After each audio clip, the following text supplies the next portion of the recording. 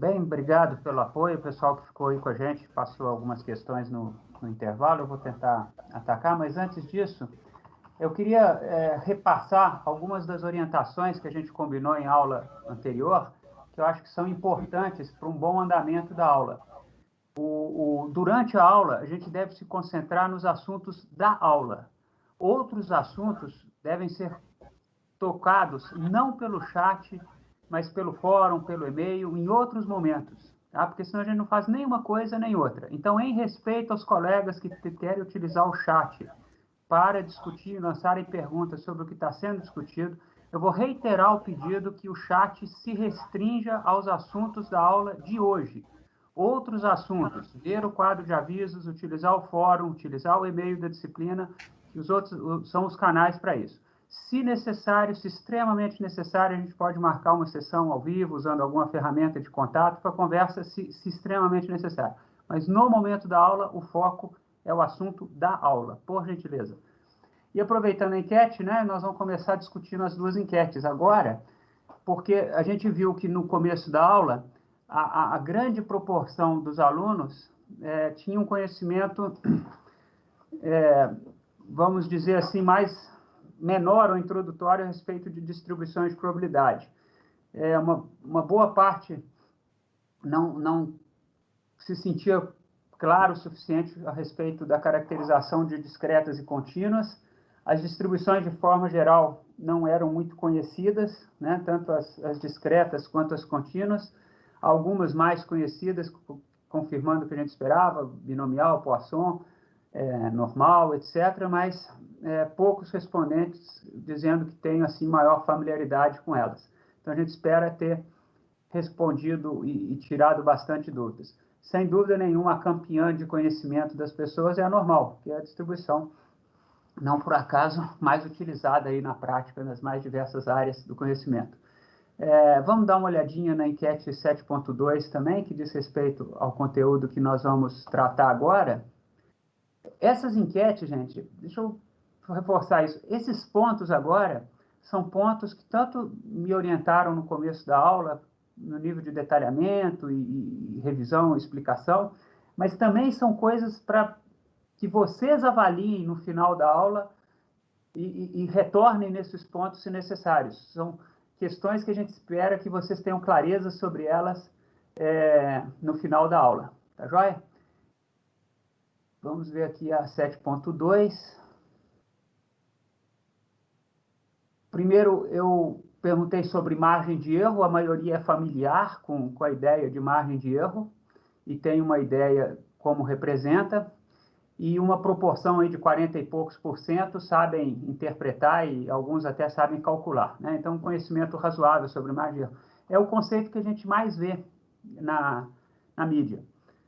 E nem sempre ela precisa ser mais ou menos, nós vamos discutir isso um pouquinho, mas vamos lá.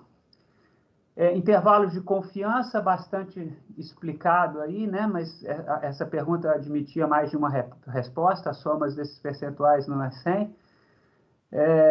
Uma proporção pequena já viu isso, mais ou menos um quarto viu, e talvez em textos e artigos, em disciplinas de estatística, né? Alguns não sabem interpretar e calcular, e alguns, uma proporção pequena, já chegou a usar em programas estatísticos. Em teste de hipótese, um quadro mais ou menos similar no intervalo de confiança. Uma proporção pequena que não tem ideia do que é, mas espero que saia mais claro hoje, né?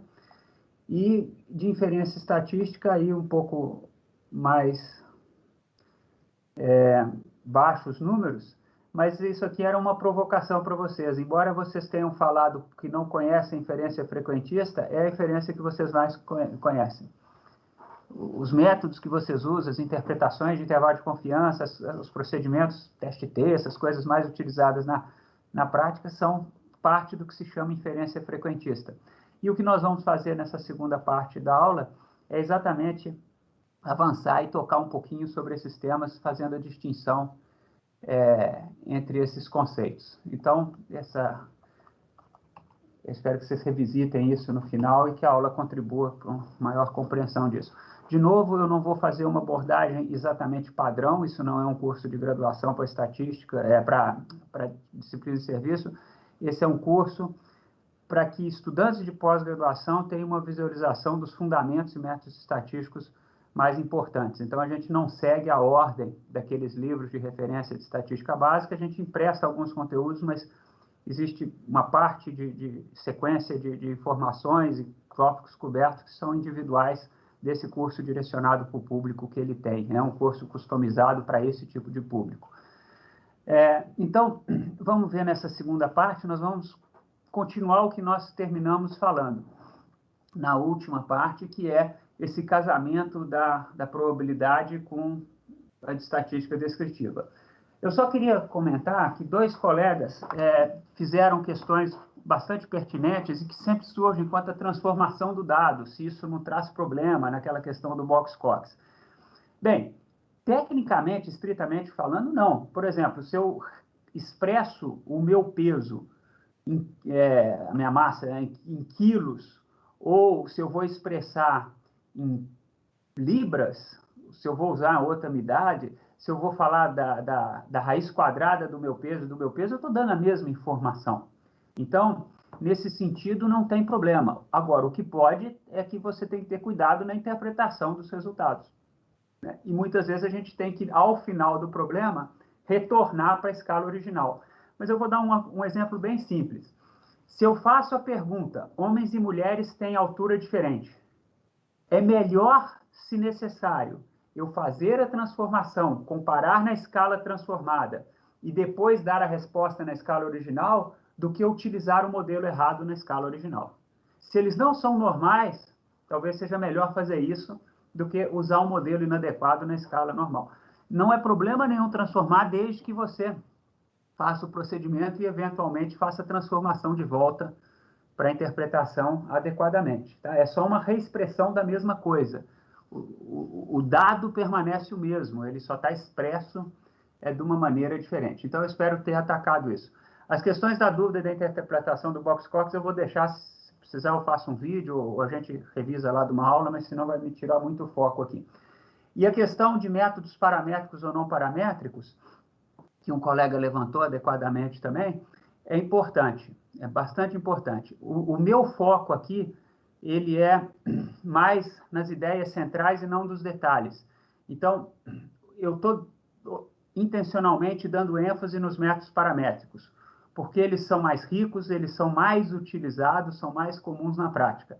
E paramétricos, o que quer dizer isso? Quer dizer que eu estou explicitamente dando a distribuição para a variável de interesse e modelando os parâmetros, como nós vimos ali a média explicada pelo sexo, no caso da altura e peso. Então, eu estou fazendo uma abordagem explicitamente paramétrica, porque ela é mais geral. Os métodos não paramétricos, eu posso fazer, por exemplo, uma comparação de dois grupos, a altura do masculino e feminino, para fazer um teste não paramétrico, mas meio que para por ali. Tá?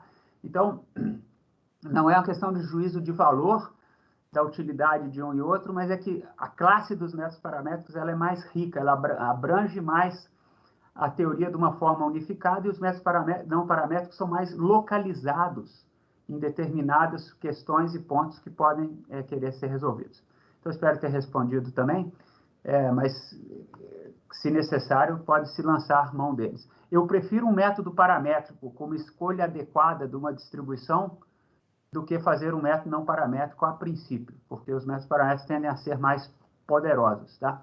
E tem uma nota histórica, né? Tem muito método estatístico que foi desenvolvido na época que a computação estatística era mais difícil, era mais complicada. Então, tem muito método que tentava simplificar cálculos. E hoje o computador faz as coisas para a gente com muita facilidade, muita flexibilidade. Então, há que se ponderar um pouco o que usar à luz dos recursos que a gente tem hoje em dia. Então, espero ter respondido.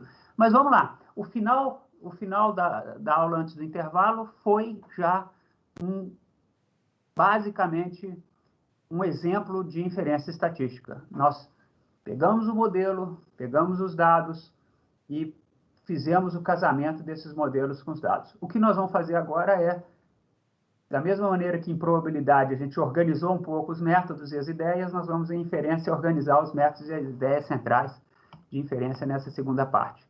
Então, naquele diagrama, nós estamos na parte de baixo dele, como vocês veem ali, eu estou tentando fazer o casamento ou o dado informando sobre o modelo e o modelo informando sobre a natureza, sobre a realidade. Então, o ciclo se fecha do que a gente vem discutindo nessa parte. E eu vou pegar dois problemas para nos guiarem, dois problemas simples, mas eu vou apresentá-los não como com foco de como eu faço isso aqui, como eu faço intervalo de confiança para proporção, como eu comparo duas proporções, ou como eu comparo duas médias, duas amostras.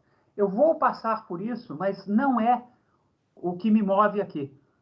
Eu vou utilizar essas duas técnicas básicas de estatística, que é inferência sobre uma proporção, qual que é o percentual de voto de um determinado candidato, qual que é a prevalência de pessoas que tiveram com a Covid na população brasileira hoje, estudo de Pelotas, quer dizer, isso é essencialmente um problema de inferência sobre uma proporção. Ou comparação de duas amostras. Homens e mulheres têm ou não pesos e alturas diferentes. Então, são dois problemas muito fáceis de entender, largamente utilizados, estão aí no dia a dia das notícias, mas vamos entender neles as questões essenciais de inferência.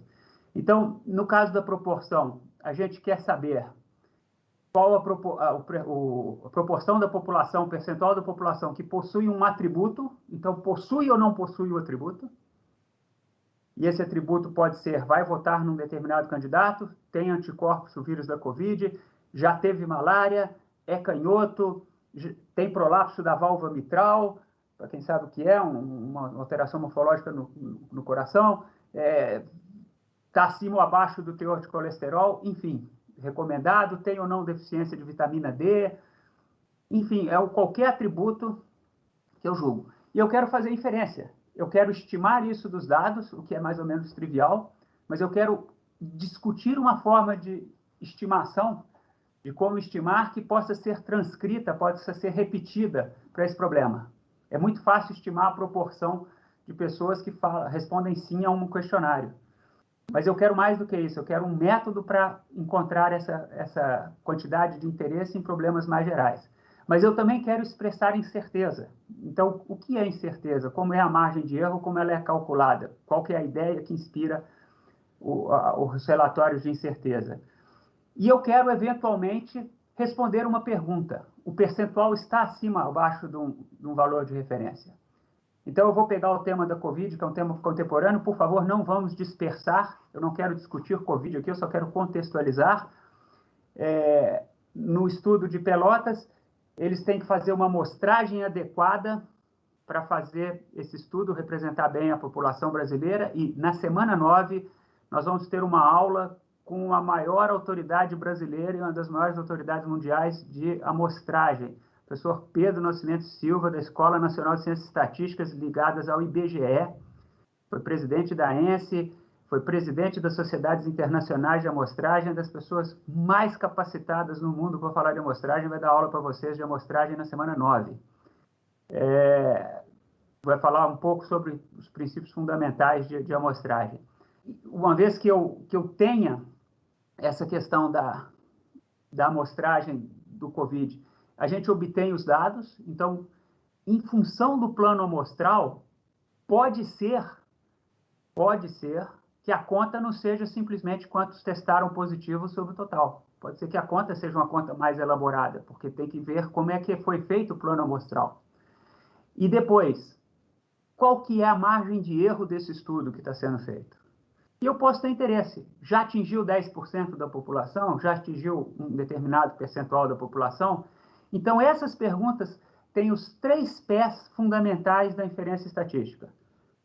Como estimar, ou se vocês me perguntam, tem um pé 0 que não está nesses 3, como amostrar, mas vamos deixar esse problema à parte. Depois, obtido o dado, como estimar, como expressar incerteza e como fazer perguntas sobre valores específicos de interesse. Estimação, intervalos de confiança ou credibilidade e teste de hipótese. São os 3 temas centrais. Tem um quarto tema que, por vezes, aparece, que é predição, mas nós não vamos tratar dele nesse momento. Tá? Então, essas são as ideias básicas. Como a gente ataca esse problema metodologicamente? E, de novo, eu não quero atacar o problema de estimar a proporção. Eu quero mostrar como que é o raciocínio para atacar esses problemas de uma forma geral, utilizando o problema de proporção como exemplo e utilizando o problema de comparar dois grupos como exemplo. Então, no caso, proporção, eu quero fazer inferência sobre uma proporção, e no caso de baixo, eu quero comparar a média de dois grupos. Quero saber se dois grupos são ou não diferentes, segundo alguma característica. Então, nós já visitamos esse problema em uma população.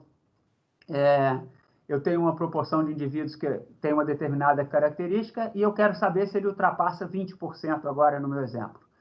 Eu vou supor que nós obtivemos uma amostra considerada aleatória, e se ela for aleatória simples, quer dizer que eu peguei todos os indivíduos da população e sorteei uma parte deles para compor minha amostra, todos com igual probabilidade. Dificilmente isso ocorre na prática, mas eu vou supor que foi o caso aqui, e que nós tivemos 80 indivíduos e 19 têm a característica, 19 contém o atributo. Então, nós queremos estimar θ, fazer essa conta na amostra, vamos obter a estimativa. Nós queremos associar a ela a nossa incerteza, e nós queremos avaliar se o estado da população está ou não distante desse valor de interesse, 20. Se esse valor é ou não compatível com os dados. Então, como proceder? Quais são as formas de proceder? E aí, eu já vou antecipar uma coisa para vocês. Tem várias formas de atacar esse problema. E nesse curso eu vou falar de 3 formas básicas de atacar esse problema. Dessas 3, uma é a que vocês viram, quem fez um curso de estatística antes, num curso de introdução à estatística. Mas tem mais formas de atacar e eu vou fazer um contraste para vocês. E essa é a figura que nos move. Porque se eu virasse para vocês e falasse assim, gente, de 80, 19 tiveram um atributo, e perguntasse para vocês qual que vocês acham que é a proporção, todo mundo ia fazer a conta 19 por 80 e ia ficar com 23,75%. Só que isso é dos 80, não é da população como um todo. Aí eu poderia perguntar assim, mas olha, você acha que pode ser 20%? Você acha que pode ser 22%? 24%?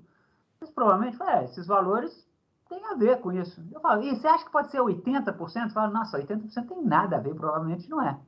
Então, o que nós temos na nossa cabeça, na nossa intuição, é um mecanismo automático de ver o quanto que os dados se aproximam de uma descrição da realidade.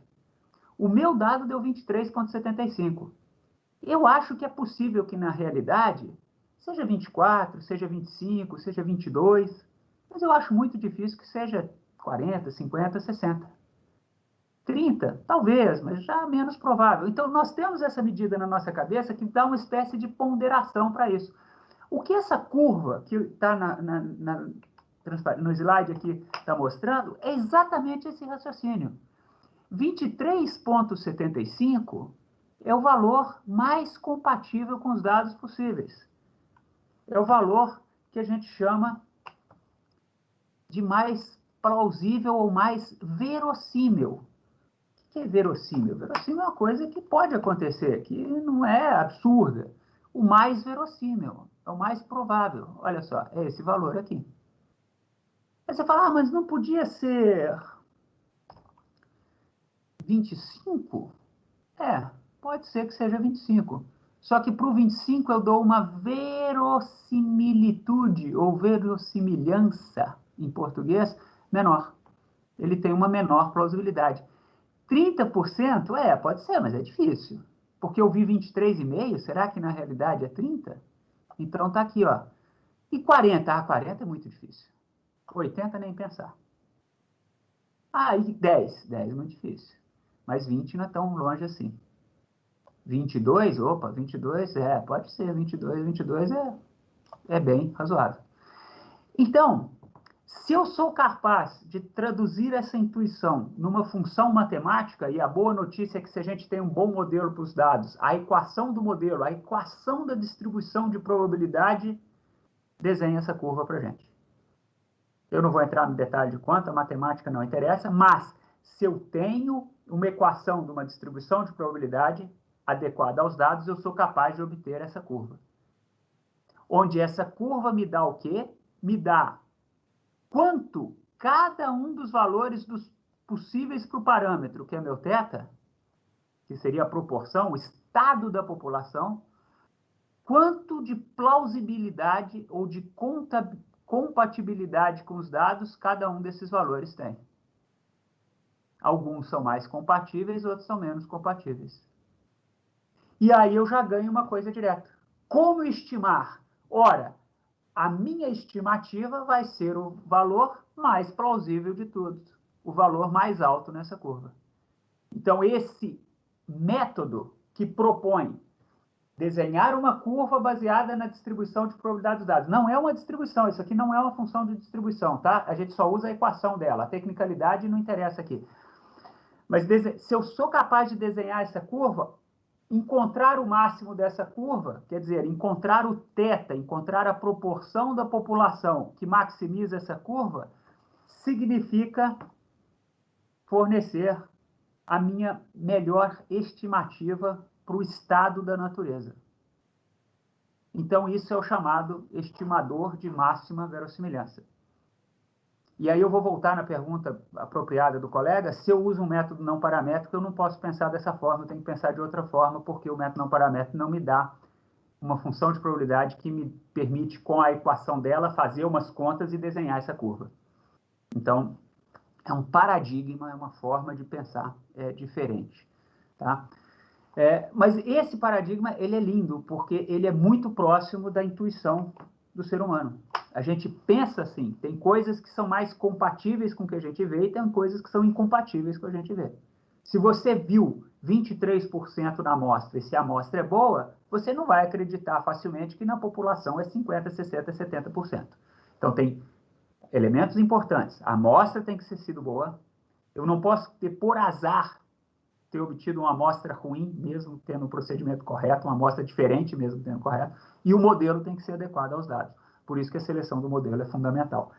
Feito isso, eu estimo o valor mais compatível com os dados, e mais do que isso, eu posso determinar uma faixa de valores, e aqui eu estou exemplificando com essa faixa, a partir de um corte nessa função, uma faixa de valores que tem alta compatibilidade com os dados. Como determinar essa faixa, nós vamos discutir depois. Só vamos aceitar que eu posso estabelecer um critério. Posso estabelecer um critério que me fale, olha, dentro dessa faixa eu acho que são os valores plausíveis. Muito bem, a hora que eu componho isso, eu tenho os elementos de inferência necessários, porque eu tenho aqui a minha estimativa de máxima verossimilhança, e eu tenho aqui o meu intervalo de confiança. Uma faixa de valores que não é tão compatível todos eles quanto melhor, mas que ainda são razoavelmente compatíveis. Essa escala do eixo Y aqui eu fiz de tal maneira que no ponto máximo aqui o valor é 1. Então esses valores aqui são aproximadamente 30% do máximo. É um desconto de 70% em relação ao máximo. Então, eu tenho o conceito natural de intervalo de confiança ou de valores. Se esse intervalo é simétrico, o que não é exatamente o caso aqui, porque vocês veem uma leve assimetria, mas essa ideia do tanto que você vai para cima e para baixo aqui é a ideia da margem de erro. Então, o intervalo de confiança é a estimativa com a margem de erro para baixo e a margem de erro para cima. Em certos métodos, em certos modelos, em certos procedimentos, a incerteza para menos é igual a incerteza para mais. E a margem de erro é mais ou menos tantos pontos percentuais para mais ou para menos, como se diz na imprensa. Mas isso não é uma regra geral, ela pode ser assimétrica, essa incerteza. Você pode ter mais incerteza para cima do que para baixo. Isso acontece.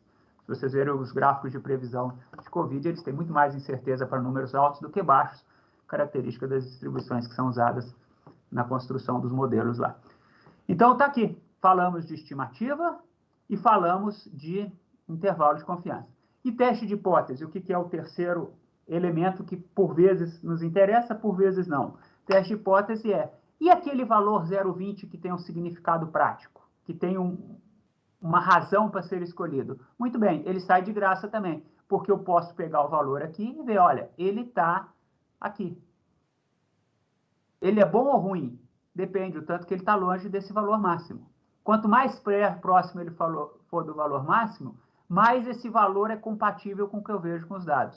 Se ele tivesse aqui embaixo, ele seria muito não compatível com os dados. Então, nesse sentido, aqui eu diria, porque eu estou muito longe, estou fora da faixa do que é razoável, que eu rejeito a minha hipótese que o valor é 20. Rejeito a minha hipótese nula. E aqui eu falo, olha, esse valor não é tanto quanto grande, mas esse cara tem uma certa incerteza aqui, então eu estou numa região de alta plausibilidade. Então eu não rejeito a hipótese de que na população possa ser 20, mesmo tendo observado na amostra 23%. Então essa são a ideia de inferência numa figura. Se vocês tiverem que aproveitar uma coisa dessa aula, é isso. É essa figura, essa explicação. Tentem reproduzir para vocês mesmos, discutam, revisitem se acharem que a explicação ajuda, mas essa figura é uma representação matemática do raciocínio humano numa forma que pode ser tratada e computada adequadamente. Então, essa é a intuição.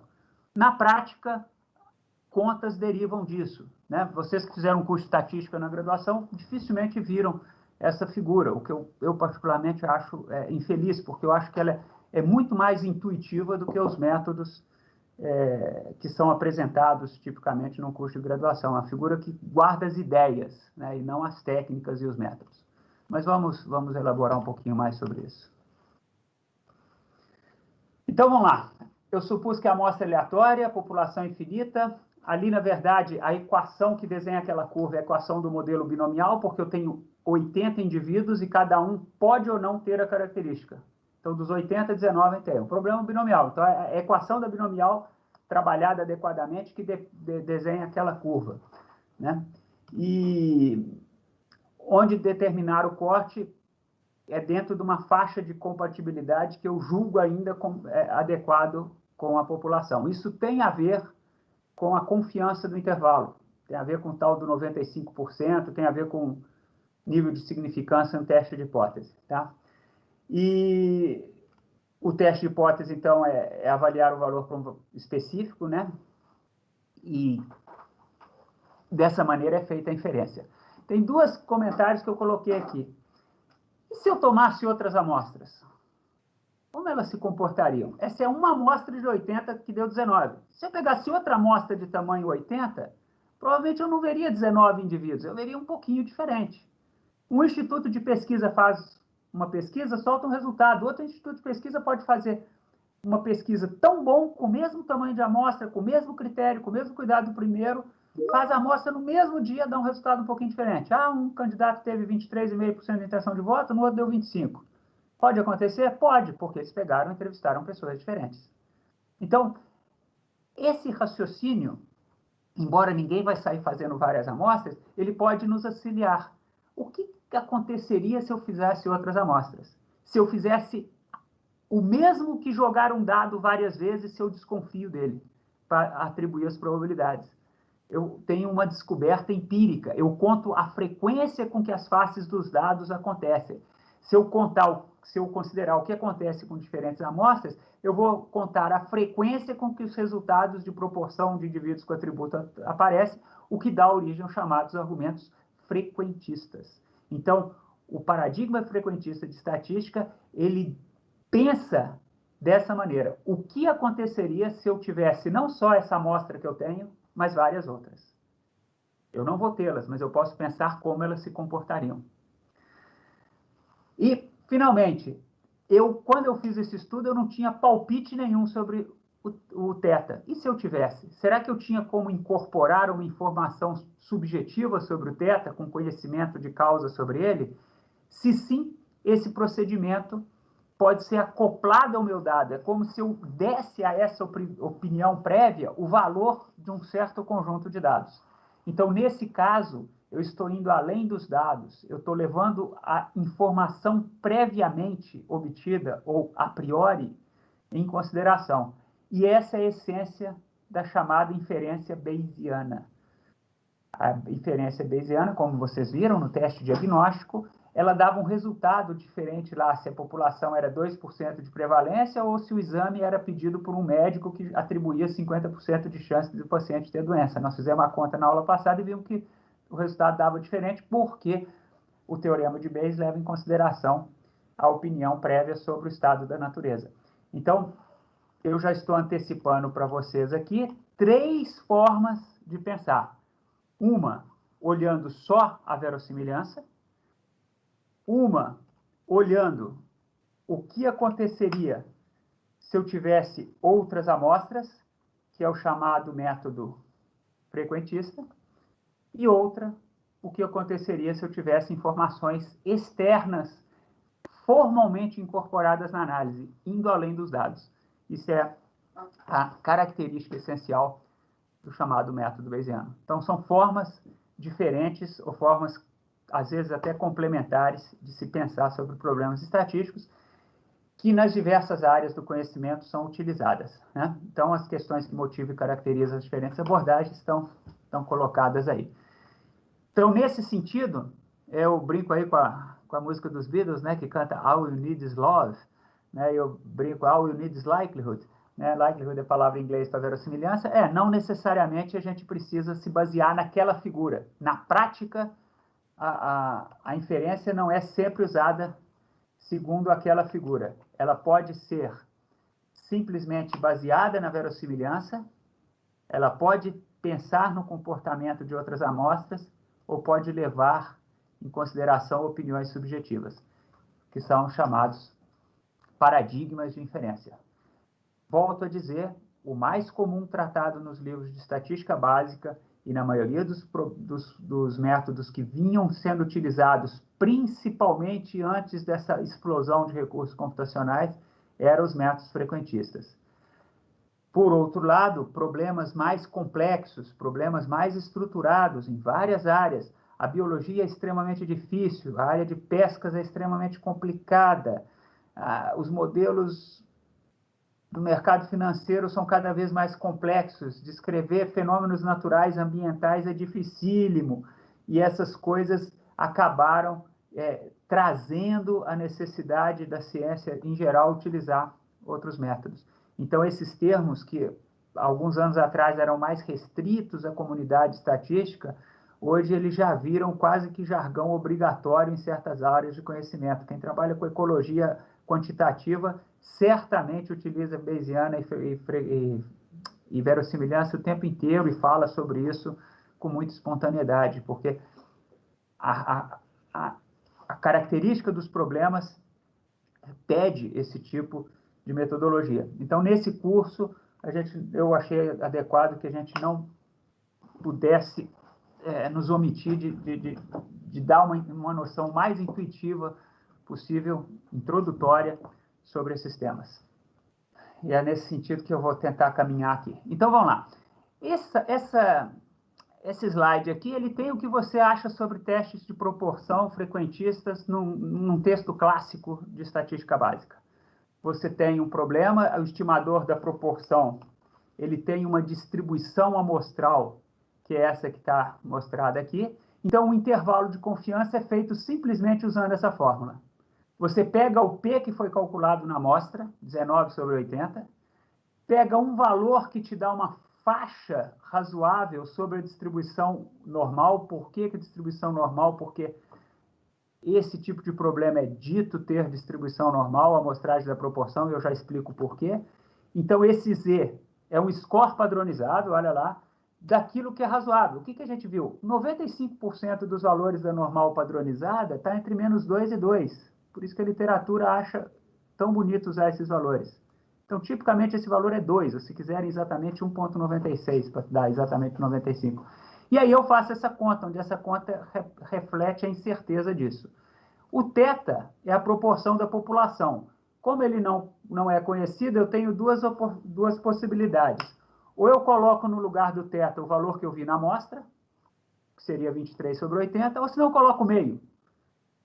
Está com meio aqui, por quê? Porque essa quantidade aqui é um resultado matemático, essa quantidade é a maior possível quando o θ é igual a meio. Não tem como ser maior. Então, você garante pelo máximo. Né? Na dúvida, você garante a maior faixa de erro. Então, olha só, essa fórmula tem a minha estimativa obtida na amostra, 23,75, e a minha margem de erro, dada por essa conta. Então, repetindo, quem quer Z? Um score da normal, que me dá uma faixa de probabilidades que eu julgo adequada. Olha, é muito provável que isso aqui seja razoável. Eu não vou me ater na interpretação formal do intervalo de confiança ainda. E aí eu faço a conta utilizando a variância da distribuição amostral aqui. Então, essa é a fórmula que estão nos livros. E se eu quero fazer um teste para ver se é compatível com o valor 20%, eu vou, no lugar desse θ0 aqui, vou colocar 20%, coloco aqui, e o que esse coisa vai fazer? Isso é compatível com os meus dados ou não. É isso que está num texto de estatística sobre inferência sobre uma população. Vamos dar uma olhadinha nesse problema dentro daquele espírito de ver qual que é o fundamento do paradigma. Primeiro, vamos ver isso aqui. Eu vou usar θ meio ou vou usar aquele valor? Qual que é aquele valor que eu obtive na amostra? Essa é a diferença. Se eu usar meio, eu tenho a curva vermelha, um pouquinho mais largo. Então, o meu intervalo de confiança vai ser dado por essas barrinhas vermelhas que vocês estão vendo aqui nos extremos. Se eu usar meio, que é o conservador, ó, intervalo mais largão possível. Se eu usar o que eu vi na amostra, nesse caso, 23,75, eu vou ter esse azul aqui, vou ter um intervalo que a gente chama de assintótico, um pouquinho mais estreito. Né? E os programas computacionais podem usar outros métodos para te dar intervalo. Então, por exemplo, a função prop.teste do R, por default, me dá esse intervalo aqui, que não é um intervalo assimétrico, não é do tipo mais ou menos como os outros, mas ele é bastante próximo, especialmente na cauda direita aqui, dos outros. Vejam que ele é um pouquinho assimétrico. Mas eu tenho aqui a estimativa e tenho a faixa de incerteza.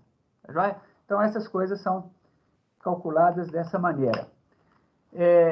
E o que é o fundamento da inferência frequentista? O que é esse frequentista? O que é essa tal de distribuição amostral? Né? Nós vamos ver isso. Antes de eu falar nisso, eu esqueci desse teste hipótese aqui, deixa eu falar disso. O que é o teste hipótese 20? Olha, a minha distribuição, caso o valor fosse 20, seria essa vermelha. Mas o que eu observei na amostra foi 0,23. Então, se aquilo que eu observo na amostra é compatível com a distribuição dada pela hipótese, eu vou ter essa probabilidade acima desse valor grande. Essa probabilidade vai mostrar, pô, esse é um valor bastante razoável com essa distribuição. Então, 20% é compatível com essa amostra. Essa amostra é compatível, seria até melhor dizer assim, essa amostra é compatível com a distribuição que o θ é 20%. Então, eu não rejeito a possibilidade dela ser 20%, eu não rejeito H0. Se esse valor for pequeno, se eu tivesse observado na amostra 0,33, por exemplo, esse meu valor seria incompatível com a distribuição sobre H0, com a distribuição caso o P fosse 20. Então, nesse caso, se esse valor é pequeno, eu rejeito H0.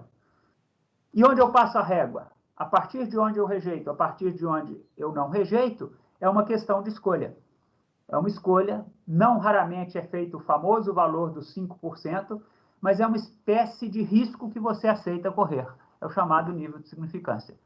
Então, é um critério, tecnicamente esse não é um critério estatístico, eu posso te dar uma coisa, o risco de usá-la é seu. Né? Então, uma concessionária te vende um carro, o risco de você usar é seu. Ela não vai assumir o risco, você que tem que saber dirigir o carro e andar pelas ruas procurando não se acidentar. A mesma coisa aqui, aonde você vai fazer o limiar, onde você considera grande ou pequeno para rejeitar ou não, vai depender das consequências dessa escolha no contexto do problema. Então, não existe uma regra de ouro aqui, mas existe o fundamento, que a gente entendendo o fundamento, a gente pensa nos problemas. Mas é isso aí, vamos lá. Quando você usa um software, ele te dá tudo isso. Ó. Aquelas figuras atrás, elas não saem com o resultado, mas elas são ilustrações gráficas de um procedimento computacional. Aqui eu estou colocando o código do R, podia ser qualquer outro programa, não interessa. O que eu estou falando aqui? Estou falando, olha, faça um teste de proporções, um teste para proporção, no caso, com 19 observados com a característica em 80. Ele soltou aqui o intervalo de confiança. Se eu não falei nada, ele faz 95% de confiança. Aquela faixa de valores para escolher o Z. Se eu quiser mudar isso, a gente pode mudar. E ele fez o teste para ver se era compatível com a distribuição com 0,20. Então, ele faz esse teste e calcula esse valor de quanto que é a probabilidade de observar um valor igual ou maior da amostra naquela distribuição de referência com 0,20. Então, esses resultados são... Você lê esse resultado e você imagina as figuras que vocês viram anteriormente. Essas figuras são representações gráficas daqueles resultados que um software te solta. E vamos lá, finalmente, né, a inferência frequentista. Se eu tomei uma amostra e ela me deu 19 em 80, eu posso pensar em repetir esse procedimento. Vamos, por um minuto, supor que eu conheço o verdadeiro valor da característica populacional e que esse verdadeiro valor fosse 17. Aí eu vou, entre aspas, brincar com o computador. Vou tirar várias amostras de tamanho 17, de proporção 17, com 80 indivíduos com 17% de chance de ter a característica. O que vai acontecer com essas várias amostras? Vai acontecer isso aqui, ó. Naquelas amostras simuladas, várias amostras de 80 indivíduos com probabilidade de 17% de ter a característica, eu vou observar desde cenários que vão lá por volta de 10% até cenários que vão 25%, 30%. E desses cenários, 95% deles vão estar entre mais ou menos aqui 9% e 25%. Então, está aqui as estatísticas aqui em cima dos quantias para vocês verem. Se quiserem, tem um código computacional aqui que emula isso. Então, essa distribuição, essa forma de pensar que é a base do raciocínio frequentista. Porque o que o raciocínio frequentista faz agora é pensar, tá, isso era o que poderia ocorrer caso o θ fosse 17, com a distribuição do que eu veria nas amostras. E aí eu posso ver como se posiciona em relação a isso aquilo que eu vi nos meus dados. Essa seria a distribuição empírica, tá? Isso aqui é o gráfico de densidade. Mas, como vocês viram, essa distribuição parece com uma velha conhecida nossa agora, que é normal. Então, eu posso simplesmente falar assim, olha, mesmo sem tirar infinitas amostras dessa população, eu sei que se eu tirasse, eles teriam distribuição normal. E é esse exatamente o conceito de distribuição amostral. Na distribuição amostral, eu sei qual vai ser o comportamento da população caso eu tirasse várias amostras. Essa que é a beleza da teoria estatística. No caso ali, eu fiz a distribuição amostral por simulação computacional, mas eu posso fazer isso teoricamente. Os alunos de estatística têm que aprender a fazer essas contas. A gente não precisa, porque a gente só está querendo utilizar a estatística aqui e saber quais são os princípios. Mas a ideia é que eu sei como seria o resultado fornecido pelo meu mecanismo de obtenção dos dados, caso ele fosse replicado várias vezes, em certos casos.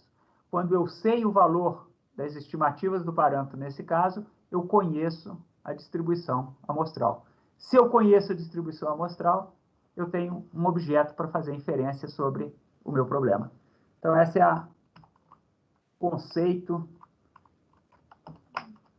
que move e justifica essa teoria que está por trás dessas contas que são feitas na obtenção de inferência sobre uma população. E aqui agora, finalizando, né, em preto seria a distribuição empírica das amostras, em vermelho a teórica normal, e em azul àquela dos meus dados. Então, eu posso ver que os meus dados têm um comportamento não muito próximo, mas também não muito distante da situação que foi simulada com 0,17. Então, frequentismo é isso. Você vê, você sabe com que frequência as coisas ocorrem. Você pensa da mesma maneira que você jogar um dado várias vezes para ver as probabilidades. Você pensa no comportamento das amostras que você poderia ter tomado e não tomou. E o intervalo de confiança, para cada uma dessas amostras, eu teria uma faixa de valores. Uma certa proporção deles vai conter aquele valor de referência. Então, você quer saber, basicamente, sobre essa interpretação. Se o valor verdadeiro da população ocorre naquela faixa um certo percentual de vezes. Essa é a interpretação do intervalo de confiança. Então, o intervalo de confiança, ele vai conter o verdadeiro valor uma certa proporção de vezes, 95% tipicamente. E aí você torce para que aquele intervalo da sua amostra seja um desses 95%. Por isso que eu gosto de brincar que os frequentistas, eles têm fé. Eles são homens e mulheres de fé, porque eles acreditam que o que eles viram na amostra é um dos possíveis valores verdadeiros que contém o valor, um dos intervalos de confiança que contém o verdadeiro valor do estado da natureza que eles estão interessados. E o valor de P a gente já discutiu, não vou me alongar. Então, vejam, é um método fortemente baseado em suposições e aproximações, principalmente no que diz respeito à distribuição amostral. Então, se você tiver que guardar uma coisa sobre inferência frequentista, a coisa é distribuição amostral. Inferência frequentista significa o meu objeto de inferência é a distribuição amostral. É pensar sobre como seria o comportamento do que me interessa em outras amostras, caso a amostra fosse repetida várias vezes. Esse é o paradigma frequentista, a forma de pensar frequentista. Então, o frequentista tem, na distribuição amostral, o seu objeto de inferência. Ele é o elemento fundamental para a tirada de conclusões, né? E aí, como que eu posso fazer essa coisa passo a passo? Foi o que nós vimos no slide. Nós simulamos a amostra, calculamos o valor que nos interessa e calculamos a proporção de valores mais extremos que esses nos interessam. Então, esse é o teste aleatorizado. O que é o teste aleatorizado? Ao invés de supor a distribuição normal, eu faço essa amostragem computacionalmente. Então, eu ganho em escala. Mesmo que a minha distribuição normal não seja conhecida, eu faço um procedimento computacional que me gera uma distribuição que não precisa ser uma distribuição rotulada ou conhecida. Então, os métodos de teste aleatorizado, no contexto de teste de hipótese, generalizam a inferência frequentista. E aí está o mesmo problema tratado como teste aleatorizado, me dá um valor P um pouquinho diferente do anterior, mas foi isso que eu fiz. Eu gerei várias amostras. No caso de testar se o parâmetro é 20, então gerei várias amostras com 0,20, e delas 24% ultrapassavam o valor da minha amostra 23,75. Então, esse é o valor de P. Então, está aí o teste aleatorizado como extensão do teste exato baseado na distribuição amostral conhecida. Então, o teste aleatorizado são tipicamente, entre aspas, de implementação computacional mais simples, dispensam aproximações ou curvas teóricas para distribuição amostral e tem uma implementação que segue a essência do pensamento frequentista. E o foco em teste de hipótese na formulação original. Eles são muito bons para teste de hipótese, para intervalo de confiança, etc. Tem outros procedimentos parecidos, o Bootstrap também é um deles, mas isso vai fugir um pouco do nosso curso.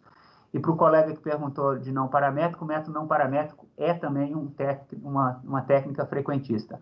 O que muda é que ele não usa o parâmetro, ele constrói uma distribuição amostral para uma outra quantidade de interesse ali no problema, obtida com contas que baseiam em diferentes suposições dos dados. Mas ele os testes não paramétricos mais usuais, mais básicos, vamos dizer assim, eles são basicamente testes frequentistas. Então, essa era uma forma de pensar. frequentismo. A segunda é aquela com a qual eu abri a aula hoje. Não, eu esqueço esse negócio de frequentismo, eu vou usar só a verossimilhança como objeto de inferência. Porque eu descrevi as questões de inferência na curva de verossimilhança sem precisar pensar nas outras amostras.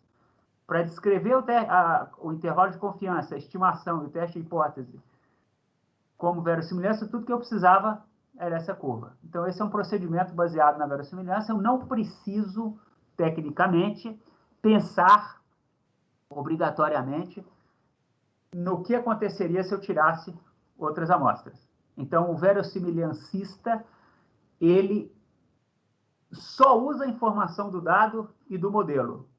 O frequentista, ele usa a informação do dado e o mecanismo de obtenção do dado, pensando o que aconteceria várias vezes. Então, são formas diferentes de se olhar a informação contida no dado. Então, contrastando aí os métodos, né? O frequentista, ele tem que descobrir como estimar o θ, ele tem que propor um estimador. O verossimilhancista, ele não tem que se preocupar com isso, ele tem que preocupar em como achar o máximo de uma função. Então, ele já tem um estimador natural, que é maximizar uma função. Não raramente o frequentista vai usar o estimador de máxima verossimilhança, porque é um dos candidatos dele. A expressão da incerteza para o frequentista é a distribuição amostral. Distribuição amostral muito aberta, muita incerteza. Distribuição amostral muito fechada, menos incerteza. A expressão da incerteza do verossimilhancista, como nós já vimos, é cortar a distribuição em algum ponto. E, finalmente, o teste de hipótese. O frequentista pensa na distribuição gerada sobre o valor da hipótese várias vezes. O verossimilhancista pensa na plausibilidade daquele valor na função de verossimilhança. Então, comparando com o valor máximo. São formas de pensar diferentes, paradigmas diferentes. Eles atacam e olham os problemas de forma diferente. Em muitos casos, os métodos convergem para soluções iguais ou muito próximas. Mas há também casos que eles convergem para soluções diferentes.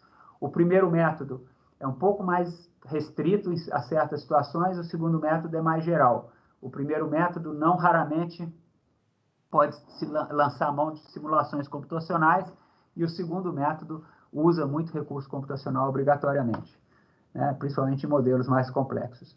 Então, essas são as ideias do paradigma e aqui é uma rápida tentativa de racionalização entre aqueles chamados onde eu corto a função de verossimilhança ou qual que é o nível de confiança.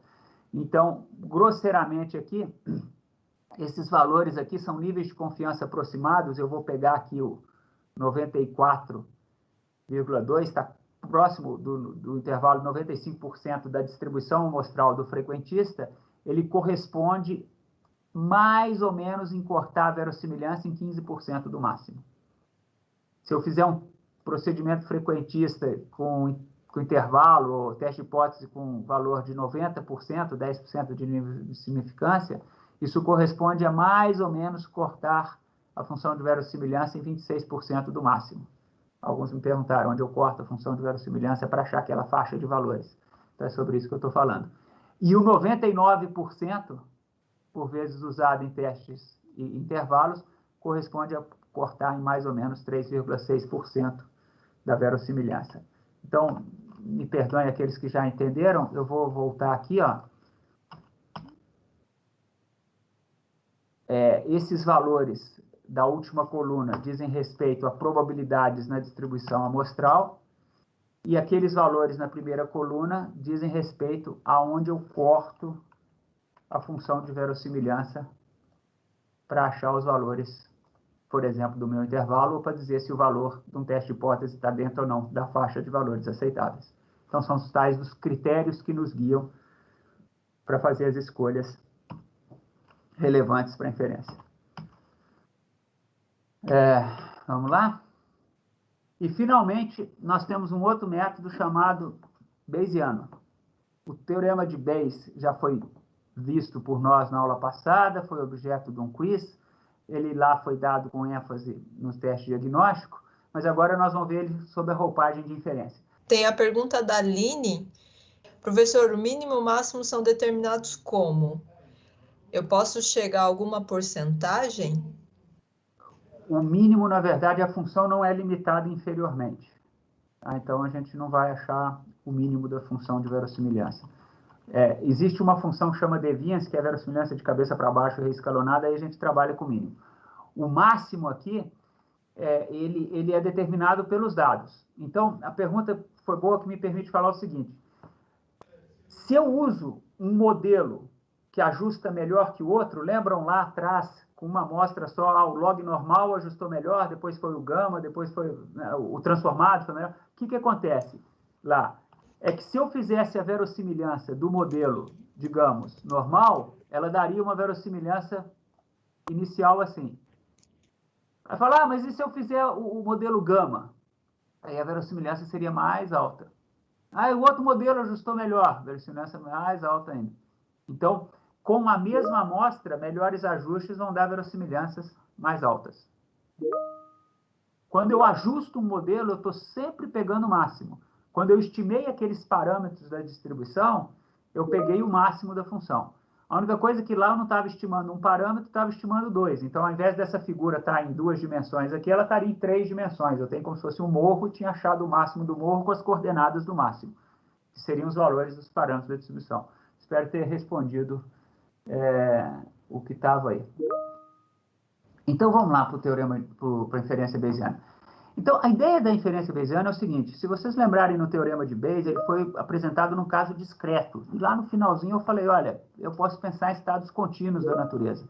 Então, eu vou escrever aqui com a notação de estados contínuos da natureza, mas eu já vou adiantar que isso vai valer tanto para a variável discreta quanto para a variável contínua. E a razão pela qual essa distinção não é importante para a gente aqui é porque a função que me interessa aqui é a função do parâmetro. E não raramente o parâmetro é contínuo. Quem não é contínuo, quem é discreto ou contínuo, às vezes é a variável, mas o parâmetro costuma ser contínuo. E a gente viu lá, principalmente no final, que o que interessa no teorema de Bayes é o numerador. O denominador é uma constante, porque ele não é função do θ ali na minha notação. Então, essa conta que o teorema de Bayes fala, ela pode ser interpretada assim: θ é o estado da natureza, é o que eu não conheço. É o melhor ajuste dos meus parâmetros. O θ é o valor dos meus parâmetros. O que eu penso a respeito deles depois de ver o dado? É o que está escrito nessa equação da esquerda. O que eu penso dos meus parâmetros depois de ver o dado. É o que está escrito ali à esquerda. E o que ele fala? Isso é proporcional pelo teorema de Bayes ao que eu penso dos meus parâmetros sem ver os dados, antes de ver os dados, a priori. E o que é a verossimilhança do meu parâmetro? O que eu aprendo com a minha amostra, baseado no meu modelo. Então, a evidência a posteriori, depois de vir os dados, é uma releitura da evidência a priori. Vamos pensar no problema do teste diagnóstico. A prevalência da população no início era 0,2. Aí o indivíduo fez o teste e a probabilidade dele estar doente subiu de 0,2 para 0,002, de 2% para 8,4%. Quando esse indivíduo era mandado fazer o teste pelo médico, porque o médico tinha uma opinião baseada na análise clínica dele, o médico já partiu de uma opinião que ele tinha 50% de chance de ter a doença. Aí o teste dele deu positivo e a probabilidade revisada dele passou de 80%, porque mudou a priori, o resultado do teste foi o mesmo, o dado foi o mesmo, mas a priori foi diferente. Então, a posteriori foi diferente, porque ele fez análise clínica. Então, esse é um caso que diz respeito por que incorporar a informação a priori pode ser tão interessante. Essas são vantagens, ou características, digamos assim, eu vou evitar falar de vantagens gerais, e existem outras que são de ordem computacional também, mas nós vamos pensar nas conceituais. Então, essas palavras que estão aqui embaixo são uma espécie de mantra da inferência bayesiana. Posteriori é o que você acha do estado da natureza ao final, depois de ter as suas observações. Priori é o que você acha antes de ter as suas observações. E verossimilhança é a extração do que os dados te contam à luz do seu modelo. Então, essa é a ideia da inferência bayesiana. Como que ele trata? O bayesiano trata o problema simplesinho lá da proporção. Eu devia fazer aqui passo a passo esse slide, acabei mostrando o slide de uma vez só, mas vamos comigo aqui do início. Como que seria a abordagem bayesiana? Ó, antes de eu falar isso, o frequentista tem como objeto de inferência a distribuição amostral.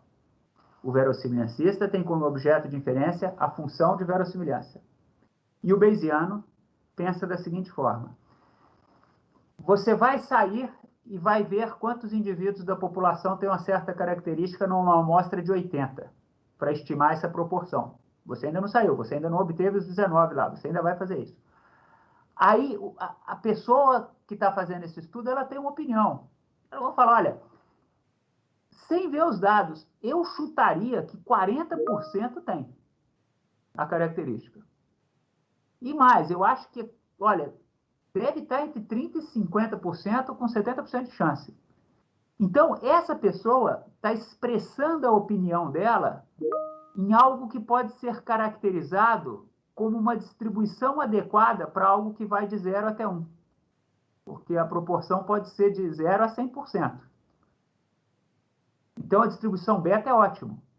E ele fala, olha, a minha opinião, e aí você pode fazer uma transcrição matemática, e se alguém quiser eu passo o código, ele acha que está por volta de 40%. E ele acha que está entre 30% e 50% com 70% de chance. Essa é a opinião. É uma opinião especializada. Outra pessoa pode ter outra opinião. Quando eu dou aula em sala presencial, eu tenho 20 alunos, eu peço a opinião dos 20 sobre uma coisa antes de mostrar os dados. Anoto toda a opinião. Os 20 opiniões são diferentes. Aí, depois a gente vê a análise que dá. Mas o fato concreto é que essa opinião ela pode ser expressa na forma de uma distribuição de probabilidade. Nesse caso, é muito fácil, é muito conveniente, ela é compatível, essa informação da pessoa aqui é compatível com uma beta 10 e 15. Aí a pessoa vai lá e obtém as amostras, obtém 19 de 80. Então, a verossimilhança dela é isso aqui, ó, é o modelo binomial.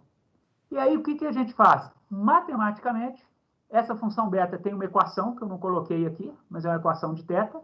Eu tenho aqui outra equação de θ, eu multiplico as equações, e a hora que eu multiplico, me dá uma equação de uma nova beta. Só que uma beta revisada, que não é mais 10 e 15 como ele pensava anteriormente. É uma beta revisada 29 e 76.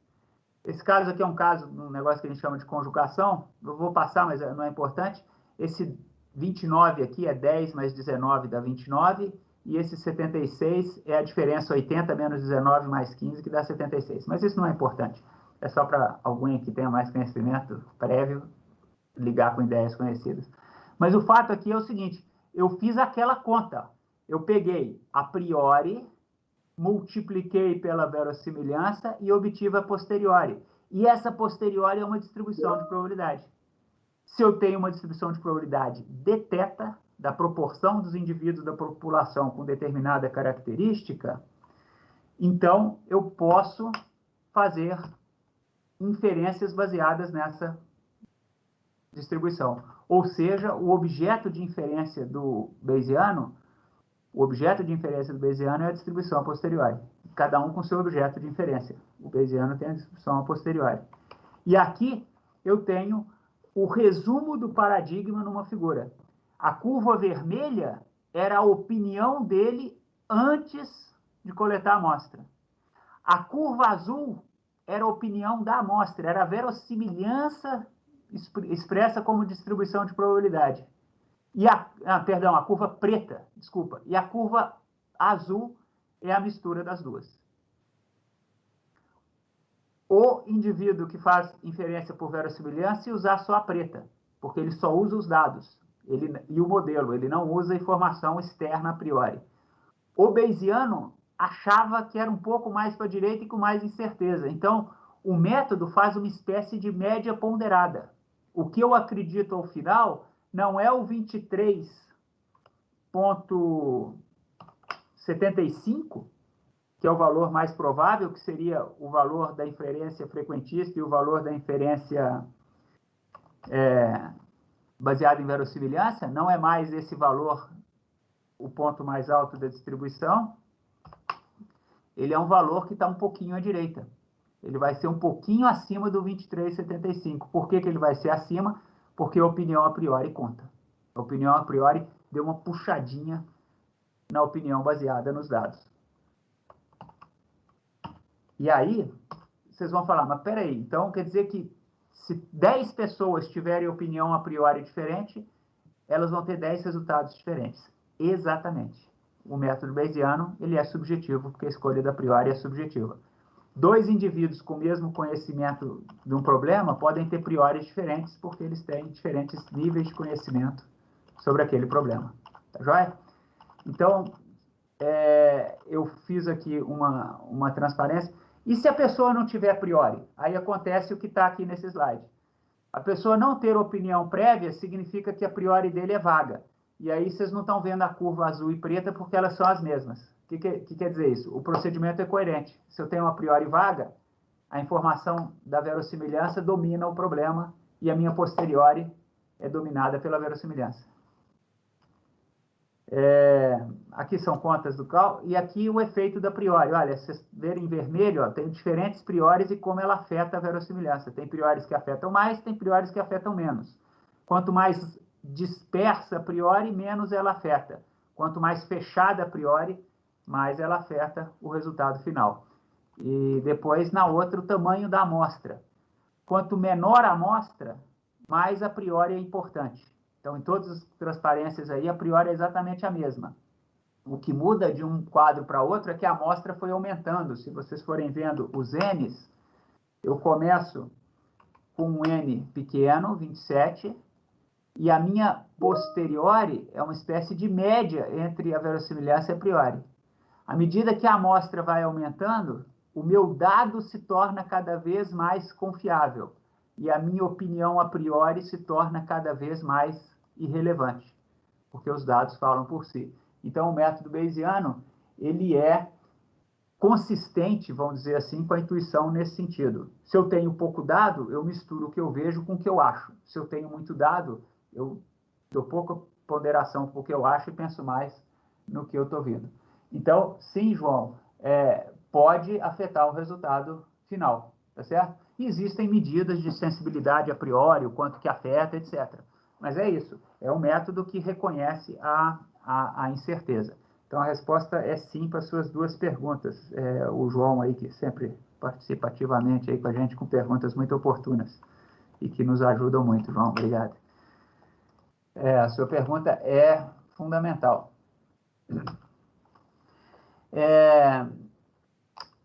Eu vou passar isso aqui, porque eu acho que já repassei bastante aqui, né? E, finalmente, eu vou entrar no problema de comparação de dois grupos, rapidamente aqui, porque nosso tempo já está acabando, mas eu queria esgotar isso aqui, se necessário eu faço algum complemento. Suponha que eu queira comparar altura e peso de dois grupos, nós já visitamos esse problema na primeira parte da aula, eu vou visitar ele sobre os 3 paradigmas agora e vou introduzir a parte de modelagem. Então, o problema agora está representado da seguinte maneira.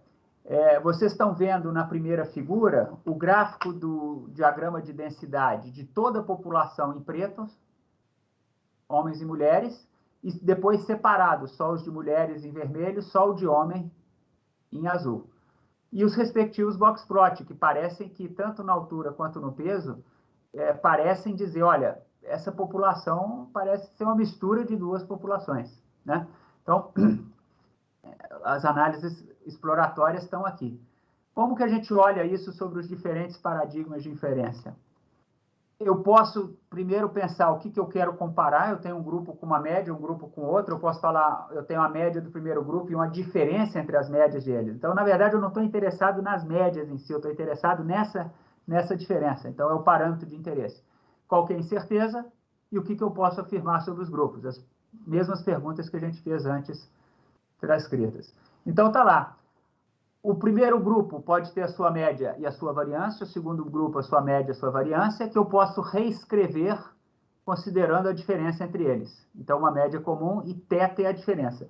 Ou seja, em tudo isso, o que eu quero chamar a atenção é que o meu objeto de inferência é o θ. E esses outros parâmetros, eles são interessantes, mas eles são nuisance. Não são eles que vão me dizer se homens e mulheres têm altura e ou peso iguais. Eles são parâmetros acessórios, vamos dizer assim. Tá? Então, nós queremos fazer inferência sobre esses dois grupos. Eu posso pensar que eu quero escolher o que é melhor, uma ou duas distribuições de probabilidade. Eu estou usando normal aqui, mas nós já vimos que a gente pode usar outra distribuição, tá? Então, onde eu coloquei normal ali, pode ser qualquer uma outra distribuição que a gente já julgou mais adequada. O frequentista, o que ele vai fazer? Ele vai pensar como ocorrem várias amostras desses dois grupos. O verossimilhancista vai pensar assim, eu vou fazer uma verossimilhança por θ. E o bayesiano vai fazer, eu vou fazer uma a priori por θ. É isso que cada grupo vai fazer. O verossimilhancista pode fazer isso por várias formas. Por exemplo, ele pode usar a distribuição amostral desse problema, que é chamada distribuição T. E ele usa a distribuição T e faz um teste T, para comparação das duas amostras. Ou ele pode fazer um teste aleatorizado. Ele mistura aleatoriamente os indivíduos desse grupo, como se eles fossem uma coisa só, e compara com o que acontece quando ele trata os grupos com os dados originais. Ou ele pode fazer um teste não paramétrico, ou ele pode fazer um bootstrap, mas tudo isso ele faz pensando nas diversas amostras que eles poderiam tomar. Tá joia? Então, eu preparei um outro exemplo, com um conjunto de dados um pouquinho mais condensado, porque aquele dado lá tem centenas de dados, aqui tem um conjunto pequenininho, que são um clássico aí, exemplares no Museu Britânico de tamanhos de mandíbula, machos e fêmeas de um determinado tipo de chacal já extinto, e são as mandíbulas de machos e fêmeas, e o estudo quer saber se os machos e fêmeas têm mandíbulas diferentes, porque pode explicar o comportamento do animal em função da característica morfológica. Então, tá aí, ó, a questão clássica de um teste T, estou comparando as duas amostras, parece que as fêmeas têm umas mandíbulas maiores que os machos, e a questão é saber se essa diferença é realmente relevante. O teste T é baseado em contas como essa, que vocês veem nos livros de estatística, são contas bastante longas, mas que basicamente vão usar uma distribuição amostral, que é uma distribuição T. Eu não vou entrar no caso disso, tem a normal, tem a gama, tem a Q quadrado, tem até uma distribuição contínua, que diz como que é o comportamento dessa estatística, ou dessa quantidade, caso eu pegue várias amostras. E a partir disso, são aplicadas aquelas fórmulas que vocês viram no curso de estatística. Mas essa é a forma de pensar frequentista. E esse teste T tem que tomar cuidado com algumas características do problema, mas tendo cuidado, você tem procedimentos computacionais adequados. Por exemplo, aqui eu estou supondo que as variâncias dos dois grupos são iguais. Sob certas situações, isso pode ser generalizado, tem várias variações do teste T que são feitas aí. E, por exemplo, eu posso dizer que eu tenho uma variância para cada um. Então, além de ter μ1 e μ2, eu tenho sigma 2,1 e sigma 2,2. Posso ter variâncias diferentes também. Mas, ainda assim, o objetivo é comparar os dois grupos. E elas podem ser pareadas ou não pareadas. Pareadas são amostras que têm alguma coisa a ver entre elas. Por exemplo, se eu tivesse dois chacais, um macho e um fêmea, coletados no mesmo local. Ou se eu fiz duas medidas no mesmo indivíduo, eu testei um produto dermatológico no braço direito e no braço esquerdo. Então, são amostras pareadas. Ou eu posso fazer um teste aleatorizado, como eu descrevi para vocês, misturar os indivíduos todos e retirar, simular no computador esse procedimento.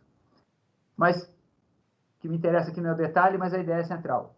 Em verossimilhança, o que a gente faz? Monta o modelo, constrói uma verossimilhança adequada e faz aquela interpretação em cima da curva de verossimilhança.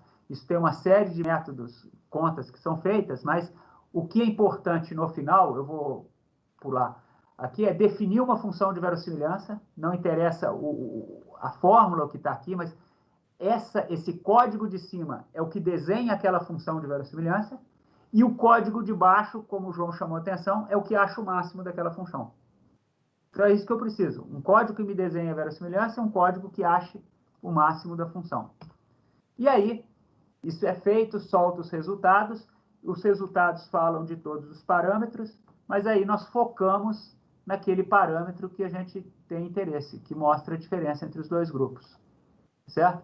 Então, esse parâmetro, qual que é a estimativa, qual que é a incerteza dessa estimativa, isso aqui multiplicado por 2 me dá a margem de erro dessa estimativa, e qual que é o intervalo de confiança. Qual que é a interpretação aqui? Esse intervalo de confiança não contém o zero. Zero seria não ter diferença entre machos e fêmeas. Então, como ele não contém o zero, a minha conclusão é que chacais machos e fêmeas, à luz dessa amostra, à luz dessas análises, mostraram ter uma diferença entre o comprimento de mandíbula, que alguns gostam de dizer que é estatisticamente significativa. O termo é controverso, mas é utilizado. Essas são visualizações alternativas que os softwares fazem. É curioso que essa visualização aqui é um pacote do R que foi escrito por um biólogo. Então, ele que preparou é um biólogo que escreveu esse código, que prepara esses resultados. E qual que é a interpretação aqui? Ele tira aquela verossimilhança, ele faz uma conta que ele vira de cabeça para baixo e tira a raiz quadrada, porque aí ela fica com esse formato de V.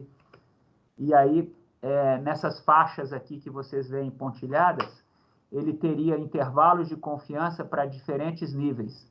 Eu acho que é 50%, 90%, 95% e 99%. Então, são visualizações da função de verossimilhança. Ele solta para todos os parâmetros, cabe ao interessado falar, não, esse parâmetro aqui é o que me interessa, os outros não estou muito interessado neles. Então, ele faz um negócio que chama perfilhamento. O que é perfilhamento? Eu separo o efeito de cada um deles e olho aquele ou aqueles que me interessam. Então, está aí o objeto de inferência, a forma de pensar em teste T, ou comparação de duas amostras do ponto de vista de verossimilhança.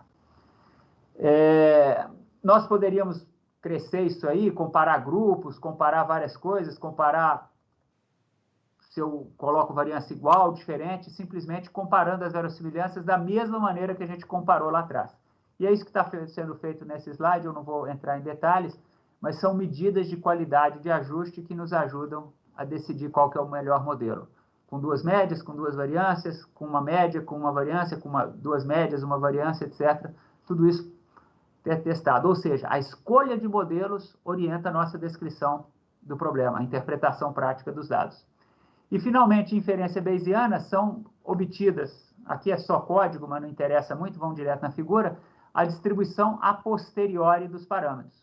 Novamente, o parâmetro que interessa é apenas um deles, que nesse caso aqui está descrito com essa tag aqui, devia ser θ, né? Mas ficou descrito com o sex male, é o θ aqui. E esse cara aqui, vocês estão vendo que o zero, que seria a igualdade entre os dois grupos, é totalmente incompatível com a distribuição a posteriori. Então, o bayesiano chega aqui e fala, esse cara tem uma probabilidade quase nula de acontecer. Então, sinal que os chacais machos e fêmeas devem sim ser considerados como animais que têm tamanhos de mandíbulas diferentes. Então, a gente pode generalizar isso de diversas formas. Eu posso, por exemplo, transformar a variável, eu posso usar outra distribuição, eu posso fazer com que o parâmetro seja associado com sexo, com idade, com outras características físicas, morfológicas que sejam capturadas. Nós podemos fazer também descrições das variâncias, e tudo isso é descrito por uma série de modelos estatísticos. Uma série de métodos estatísticos dizem respeito a essa generalização. Como eu descrevo a distribuição dos meus dados? O que explica os meus dados? O que explica o comportamento dos meus dados? Eu vejo os meus dados como uma realização de uma variável aleatória que tem uma certa distribuição. Essa distribuição tem parâmetros. Esses parâmetros podem depender de condicionantes, de fatores, de covariáveis, de variáveis explicativas. E os diversos métodos estatísticos utilizados na prática de aprendizado supervisionado, ou seja, de explicar uma variável por outras, dizem respeito a isso, a escolher a melhor explicação para os dados. A partir dessa escolha, são feitas interpretações no contexto prático.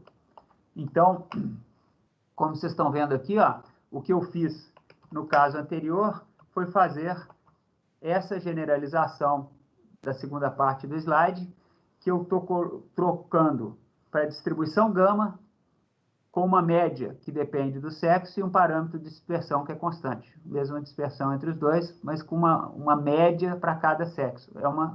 É um modelo alternativo ao modelo de cima, que seria um normal. E aí eu posso ver qual é mais compatível com os dados. É isso que está por trás de regressão linear simples, regressão heterocedática, modelo linear generalizado, splines, modelo aditivo generalizado, gammels. Tem uma série de métodos, técnicas, que nós vamos discutir e vocês vão ter uma visita panorâmica sobre elas na sequência. Então, por hoje, eu acho que é isso. Sei que foi uma aula bastante densa. O Fernando tem uma coisa bem rápida para mostrar para vocês e que eu acho que, conversando com ele, a gente achou que seria legal vocês verem isso rapidamente antes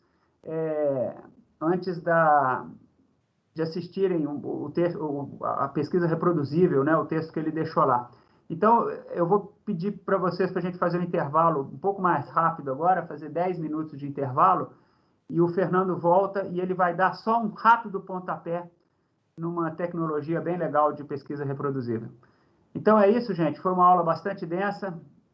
Se precisarem, escrevam para a gente. Se precisar, a gente faz algum vídeo reforçando alguma ênfase. É uma aula para ser vista e revista.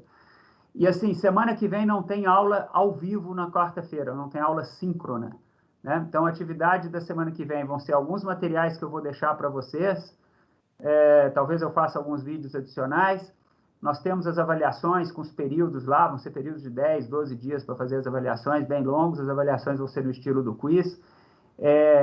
Na quarta-feira não tem, então, horário fixo, né, de aula, né? E na outra semana a gente volta com a amostragem. Espero que vocês tenham conseguido, a um bom termo, focar nas ideias principais. Eu sei que foi bastante conteúdo, mas também foi, para mim, uma experiência bem interessante tentar apresentar isso dessa maneira que não é, digamos, a mais frequente, né, na apresentação desses tópicos.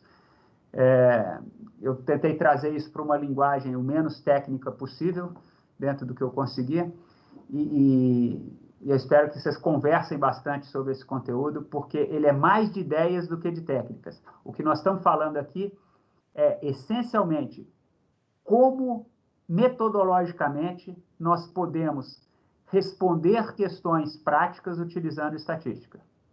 Quais são os fundamentos desse processo, tá?